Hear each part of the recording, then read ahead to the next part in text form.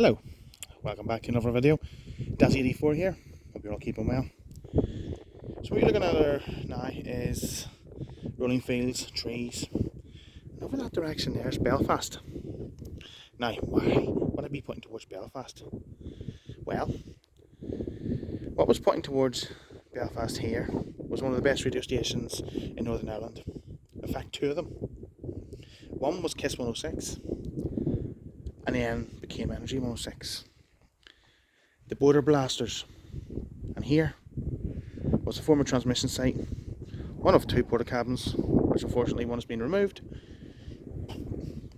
And there is the former transmitter, which has been cut down by unscrupulous people, I may add. Now, do excuse the wobbly camera work, I'm holding this by hand. But yeah, I'm standing on the base of what was one of the transmission stations for transmitters for the M2 stations. So that would link into the other one. The main power supply used to go down. And you can see the guy line. One of the former guy lines was to hold the transmitter up. The vent, transformer of some sort.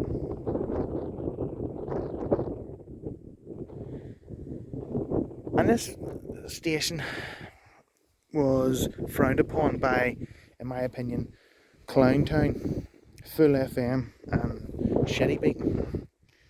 Yes, I did say it right.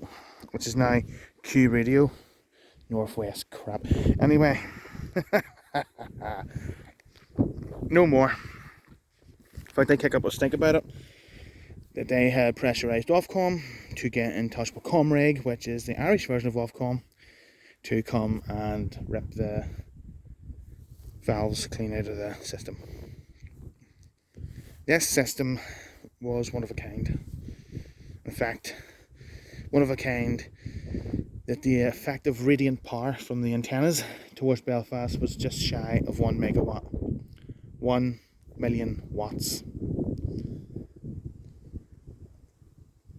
So it's quite easy to see why it became labelled as the Border Blaster. And I had to emit that kind of power to get through the Hillsborough Bulge, which is a big hilly part of North Down. But this is all that remains of it now. Just two server racks, which was used to hold playback, transmission, decoders, remote satellite system as well, which can be operated from anywhere in the UK. As far as I believe, it was the head factory, which was called the Domain in Craigavon. Yes, we do have our own head factory here. Stockygan and Waterman has one. We had another. And as you can see, the 40s weren't too shy in cutting down the doors using still saw. It is in a sorry state. It's just being used as a cattle shed. But what happened here between those times was the effect of my childhood. Listened to Energy 106 when I was younger in school, and Kiss 106 as well. In fact, so much so I had to make an antenna which was designed to pick it up, because where I lived it blocked a lot of signal via Carmoney Hill. But unfortunately that's what it's like now. It's been cut down by some unscrupulous people. There could have been potential for this. In fact, the top engineers, Miles Johnson, I have a guy called Frank, don't quote me on it, we're going to get the stations back up and running again, properly, legitimately. Now Energy 106 is back on air, but on different ownership. The legendary Danny Cragen is now taking the helm and is now put Energy 106 out through the DAB multiplex, which still hit and miss, especially when it comes to reception. It's very lossy, DAB. Don't like it. It cuts out. You know, the bird flies past your aerial. But as you can see, they picked a good spot for it. And of course, they had to. That's over the border, so Ofcom just, or the DTI as it was called back then, couldn't come over and just take the valves out. So much so was Energy Success that down at Clowntown, Full FM and Shitty Beat put pressure on the likes of Virgin Records. For example, when the Tommy Kitten were meant to be playing the Expo, Full FM, Clowntown and Shitty Beat couldn't even get them. That's how popular this was. Simone Denny from Love Inc.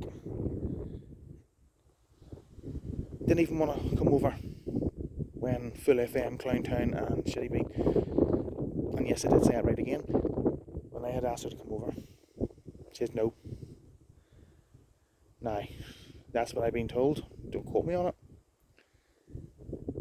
But yeah, this is the former site of one of the best radio stations that was about at the time. It's just not the same anymore. No offense, Danny.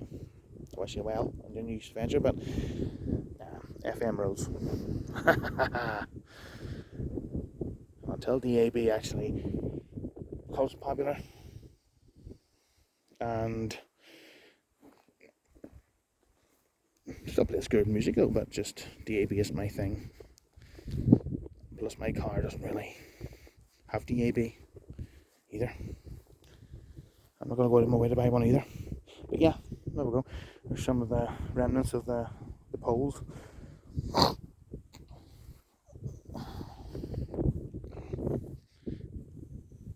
There's another stay for the guy lines, which was used to hold the antennas or the transmitter up. You see the main incomer. And again, let's go in here a wee second just to see where was this K-shape. Oh god, it stinks in here. Yeah.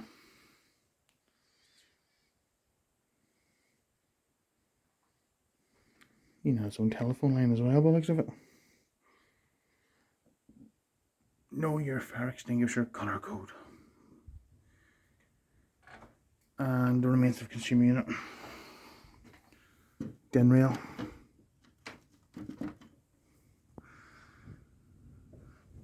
Vent holes or exit points for the, what do you call it, coax, rigid coax I think it was.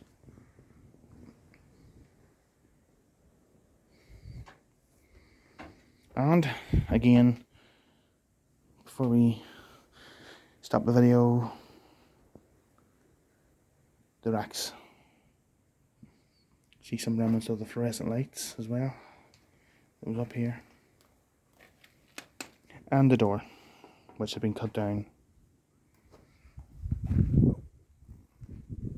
by, yeah, it was, well, I will say outrageous, like, it was a job, but yeah, like them dickheads at Clowntown, Full FM and Shitty Beat, which is like Quang Radio, another Northwest shite.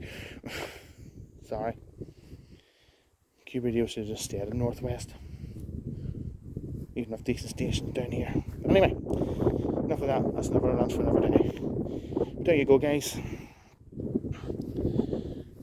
Run by the legendary Miles Johnson, Lawrence John, and numerous other legends which made this station the best over the borders. The Border Blaster itself, KISS 106, and RG 106.6. This is Dazzy84 signing out of the Border Blasters. If you like what you see, hit the like, subscribe, and we'll get more things like this up very soon. But for me, I'm signing out. Take care, be good, and if you can't be good, please be careful. Take care all. Up that border, blasters. You.